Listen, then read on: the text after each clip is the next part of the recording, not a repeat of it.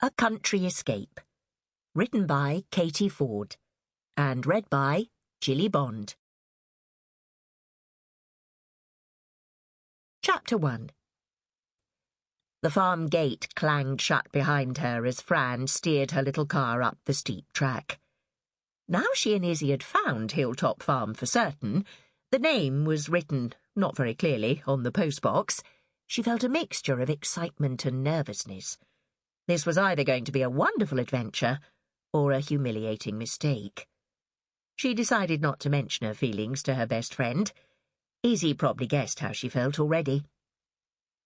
"I always wanted to be a farmer when I was a little girl," Fran said instead. Izzy, who'd just got back in the car having helped deal with the gate, seemed surprised. "Really?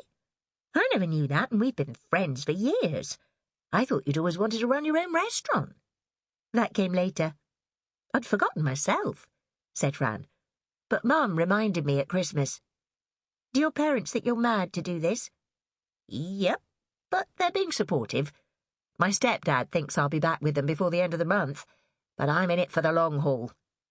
She paused. "Which may only be a year if I don't make it." "Come on," said Izzy. "Let's go and find this farmhouse you might inherit." "It's not just the farmhouse, remember? It's the whole damn farm."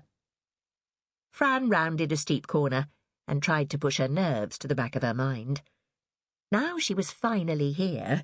She realised no sane person would leave their comfortable life in London and move to a farm in Gloucestershire that they might not even inherit.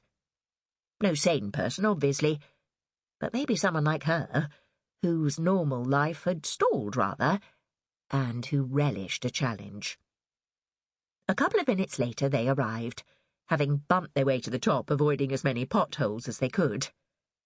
"I'm not sure a car is the right vehicle for this track," Izzy said. Ignoring her friend, Fran got out of the car. "But look at the view!" The farmhouse was on a plateau at the top of a hill that overlooked hills and wooded valleys. Beyond them lay the Severn, a silver snake in the far distance, and beyond the river was Wales. "I think I remember this landscape," Fran went on. "We came here once when I was a little girl. I'd forgotten all about it until we were discussing the farm over Christmas and Mum reminded me. Mum said we'd all been here when Dad was alive, but I must have been tiny. After all, I was only 5 when he died. But this feels faintly familiar." "It is stunning," Izzy agreed. "Come on," said Fran. "Let's look at the house while it's still light.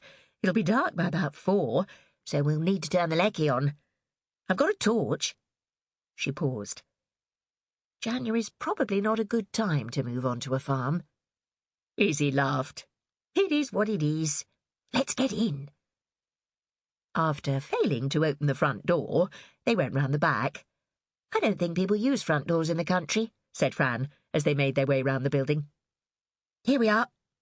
She fitted the key into the lock and turned. Seconds later they were in.